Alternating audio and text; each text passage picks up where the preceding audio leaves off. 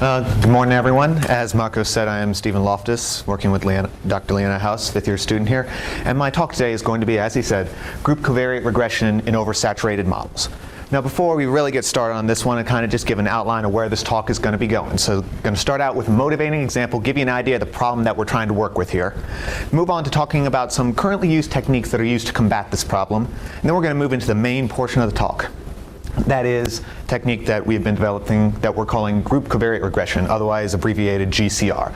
Kind of build up the method, talk about it through some simulation study results, and then finally apply it back to our motivating data set that I'm going to introduce here in a few seconds. And then we'll finish all out with some conclusions and any questions that you all have. So the problem that we're dealing with is a data set that was given to us by Dr. Ginny Walke, who is a recent graduate here at Virginia Tech. Now, one type of data set that we can oftentimes see in statistics is what are called the omics data sets. Now, omics data sets cover a very wide variety of data sets, but these include data sets such as genomic data sets, taxonomic data sets, metabolomic data sets, proteomic data sets, all data sets like that.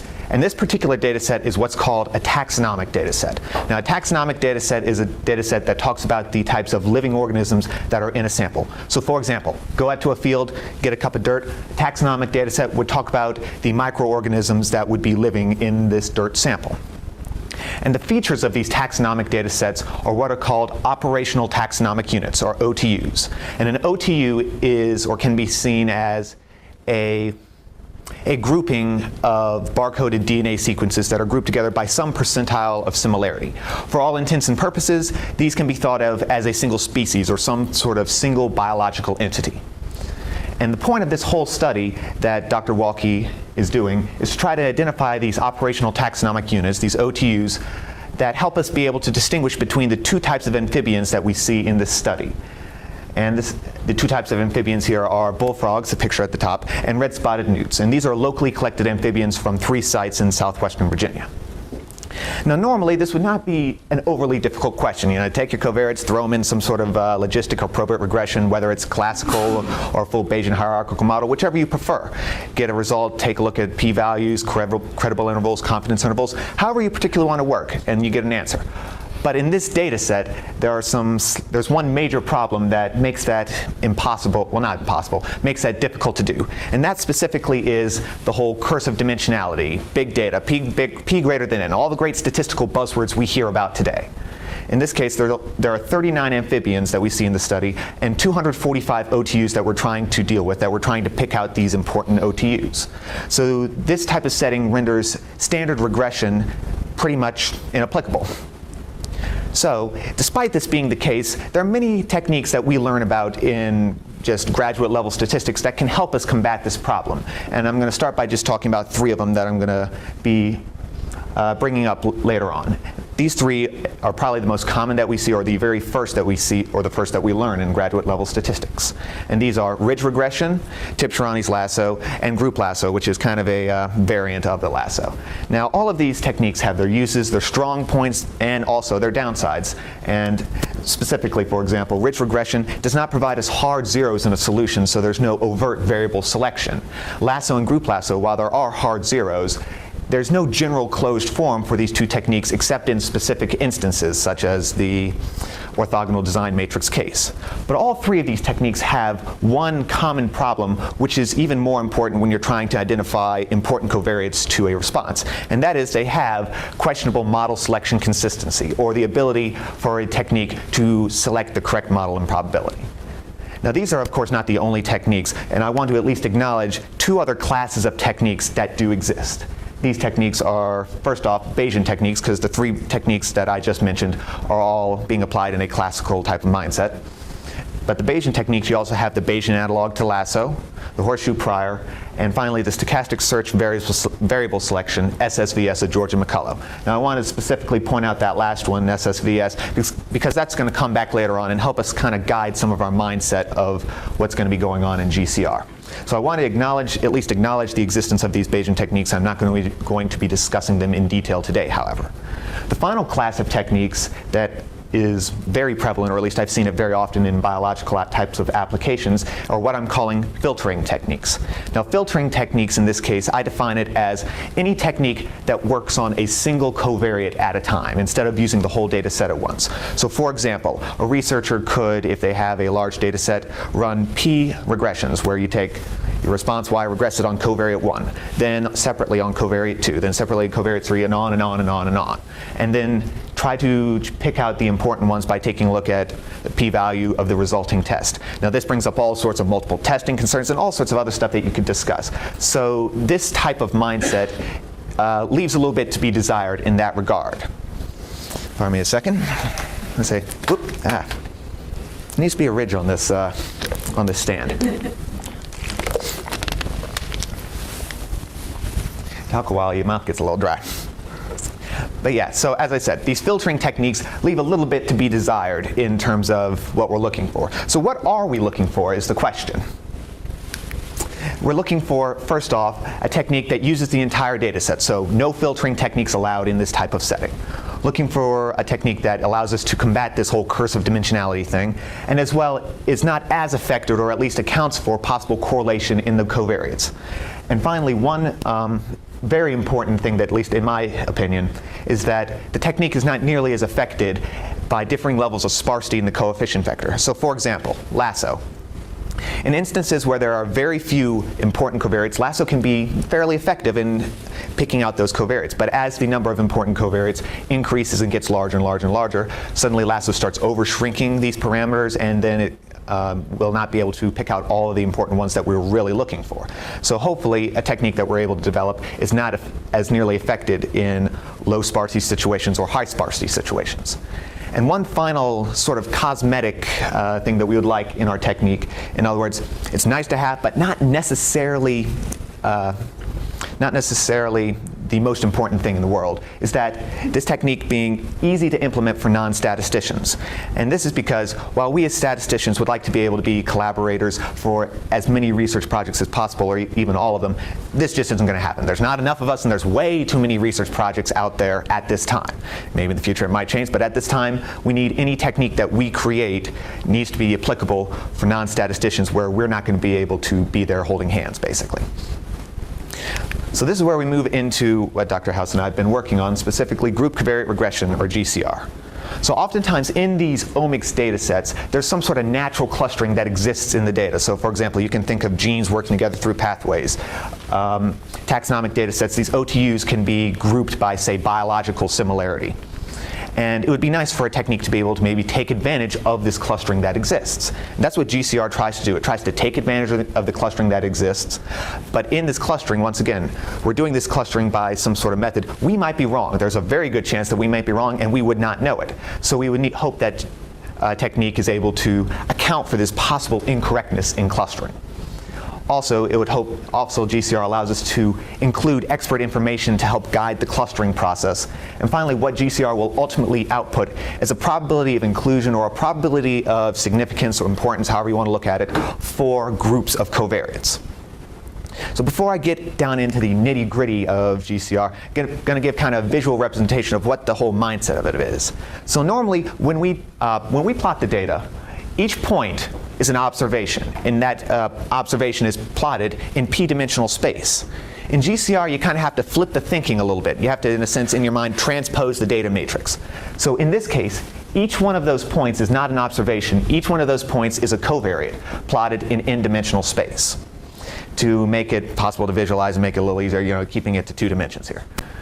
So it looks like in this data set that there are 5 very clear groups for the covariates. It's never this nice in practice, but one can dream.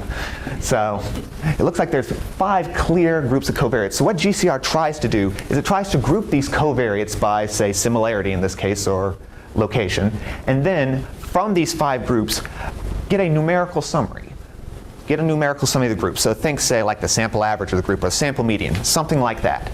And then instead of working with an n by p dimensional matrix, how'd that get like that? That's okay. That's odd.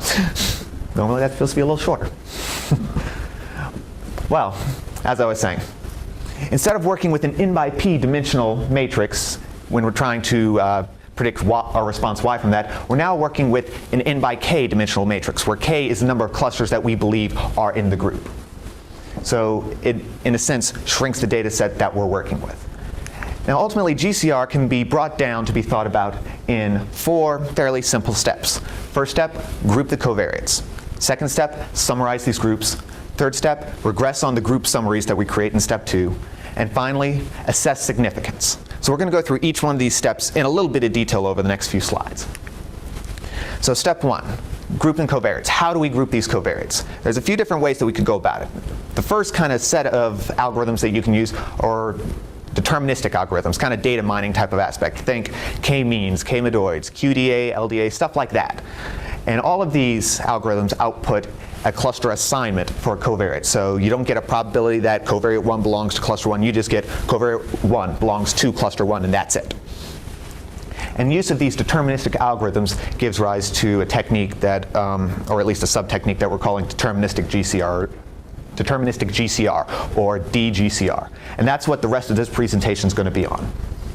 The second class of algorithms that you can be looking at is probabilistic clustering algorithms. So think taking a normal mixture model, fitting it by an EM algorithm, and getting a probability that covariate 1 belongs to cluster 1, probability that covariate 1 belongs to cluster 2, and so on and so forth. Now that is future work. That's what we're currently kind of working on adding to this algorithm. The third type of clustering is the use of expert opinion, or working with the researchers that you're working with. So think, for example, you have a taxonomic data set and you have some group of individuals that have a disease. And a researcher believes, I believe this particular phylum of bacteria, remember back to high school biology where you have kingdom, class, phylum, all that good stuff. So particular researcher says that I believe this particular phylum of bacteria is important to predicting this disease state. Well, if it's available in taxonomic data sets, and it often is, they give the biological taxonomy, the biological classification of the OTU down to a certain point. And you could group all these OTUs based on, say, put them all in their respective phylums, and then try to predict disease state based on those phylums. So we are able to include the expert opinion in that way. So that pretty much sums up or closes down step 1. So moving on to step 2, summarizing the groups. Now, the first two numerical summaries that will just immediately come to mind are the mean and the median, sample mean of the group or the sample median of the group. So it's a reasonable question, which performs better? Well, if you make some assumptions such as normality of the distribution of covariates, it ultimately does not matter, or it has not seemed to matter in simulations I've run. They give no appreciable difference in the results.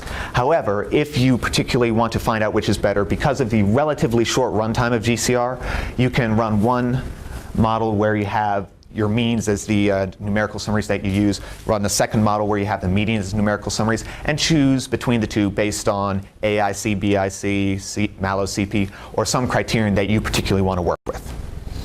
Now there's one final way that you could also summarize the covariates, and this particular way pairs well with the expert opinion, and that is to sum the covariate values. This works very well in taxonomic data sets where the actual covariates are relative abundances or proportions of that OTU on an individual. So that works very well in a summing type of case, but as a general rule, it might not be the best or most effective technique for summarizing the covariates. Need a little bit of water before this one because I'm about to talk a lot. Okay, that closes down to step 2. So we're going to move on now to step 3. We're regressing on these numerical summaries. Now there's a bunch of different ways you could go in this mindset. You could go in a classical paradigm, you could go the full Bayesian paradigm, and that's actually where I'm going. I'm going to be going through a full Bayesian hierarchical model in this case. And I want to just explain a little bit of the priors that I'm going to be using on these parameters. So to begin with, we're assuming that our response is a continuous response, going to make just a normal distribution assumption on it. Specifically comes from a normal distribution with mean alpha plus m hat beta, where m hat is the numerical summaries that we calculated in step 2. And it has precision parameter phi. So right now we have 3 parameters we're looking at, alpha, beta, and phi. On alpha and phi, I'm just deciding to, as a starting point, just working with a non-informative conjugate prior on both alpha and phi, just to keep things as simple as possible as a starting point. Beta, however, is where things kind of get interesting because it's through beta that we determine whether we think a group is important or not. So recall back to the SSVS of George and McCullough. Their prior that they wound up choosing in that instance was the spike and slab prior, where you have a mixture of a tight normal distribution centered around 0 and a slab, or a very dispersed normal distribution also centered around 0. Now, Carvalho, Poulsen, and Scott in their original horseshoe paper note that these are kind of the ideal in terms of model selection, but they have much more computational time than, say, a shrinkage prior, such as the lasso or the horseshoe. However, I'm willing in this case to work with that added computational time for the hopefully increased accuracy in selecting these covariates. However, I'm not going to use the specific SSVS mixture of two normals. I'm going to take it to what I consider its logical extreme or logical extension, and instead of a spike and slab mixture, have a point mass and slab mixture, where it's a point mass at 0 and a fairly dispersed normal distribution also centered about 0. So to do that in practice, you have a latent variable gamma for each beta j, and if gamma equals 1, it comes from the point mass at 0. If gamma equals 0, it comes from a normal distribution centered about 0 with some precision parameter psi. And I put a conjugate prior on psi in this instance also, just to keep things, once again, easy. Now, this model on its own can be a very serviceable model, but I believe there's something missing. Recall that earlier I said that we're going to have no clue if we're able to cluster these covariates correctly in practice. We're going to have no clue. So we need to really account for the possibility that we're wrong. So how do we go about that? Well, if we have incorrect cluster assignments, we're going to also have incorrect numerical summaries that we create in step 2. So instead of working with the cluster assignments for correctness, we're going to mess around with the numerical summaries. So recall this picture that we had before. We have the groups, we got the numerical summaries.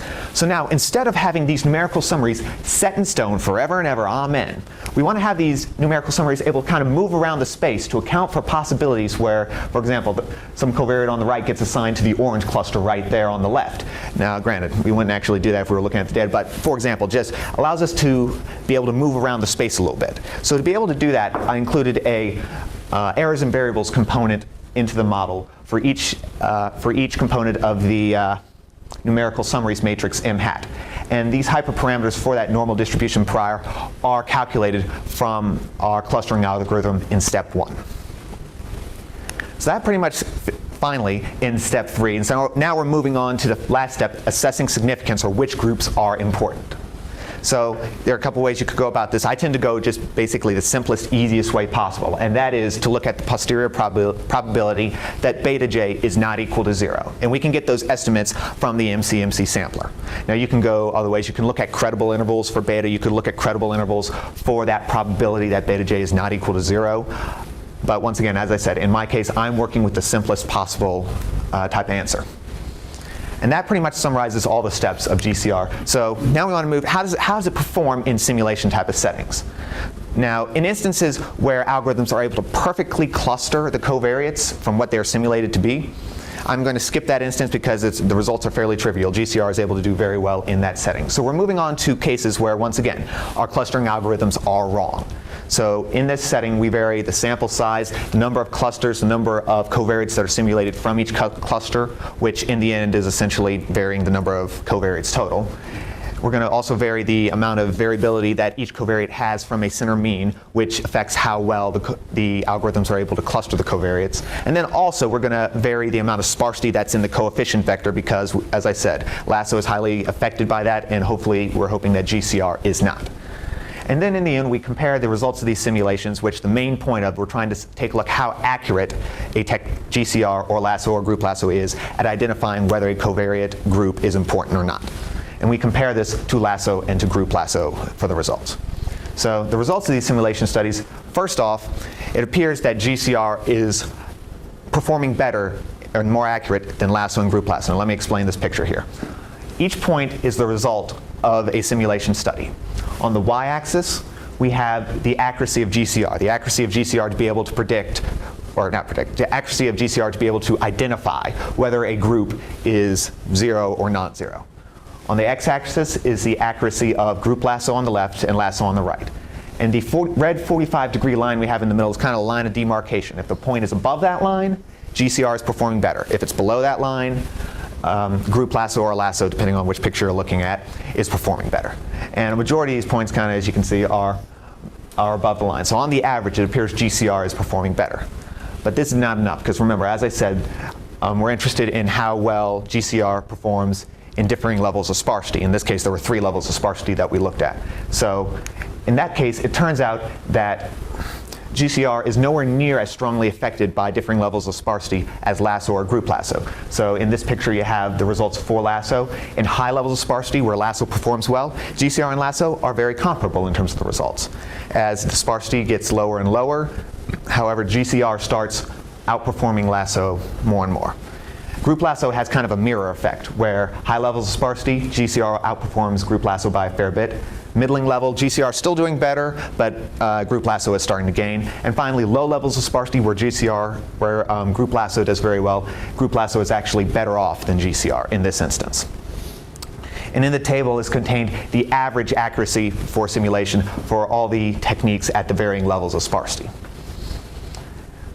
So that basically gives us what we had in the simulations. Now finally, once again, we're going back to the motivating example that we saw at the very beginning. We're going to actually apply GCR to this. And recall, this is biological taxonomic data from Dr. Ginny Walke from earlier this year. And we have frogs and newts. We're trying to find OTUs that are able to distinguish between the two. Now we suspect that there is some sort of group of OTUs that distinguishes between the two, because in looking through, shall we say, visualizations, it appears that there's very clear group breaking between the newts and the frogs. So we're hoping to be able to identify a group that retains at least some of this information, some of this ability to separate the two groups. So we ran GCR with 20 clusters in this case, and coded up the full Gibbs sampler for the hierarchical model that was defined earlier. And ultimately, the sampler actually converged fairly quickly. And what the results give us is we go from 20 clusters of 245 OTUs, we cut that down to one single cluster of 21 OTUs. Now, how well does this wind out preserving the information that we saw from the previous slide?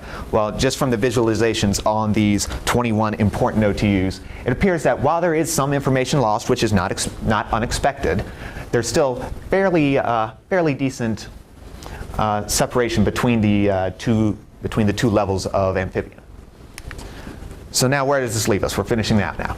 GCR, it appears that it's able to accurately identify whether a group is important or not. It's able to pick out these important groups of covariates that we're looking for. And it appears to be more robust. It does not appear to be as nearly affected by differing levels of sparsity in the coefficient vector as, say, lasso or group lasso.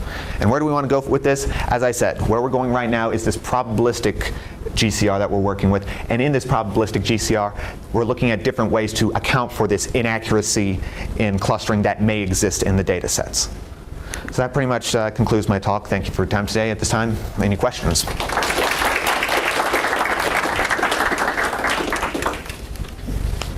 Yeah. Thanks. So I have a question about the clustering aspect of your GCR. Yeah. So you're clustering the covariates, and you're turning this p larger than n problem to a k problem where k clusters of covariates. So I guess I have two questions. The first is, when you take the average of the cluster, you're averaging over all of the different, I guess, dimensions of these covariates. So so what would be the, I guess, dimension of or the units of your cluster average? Is there a unit of cluster average?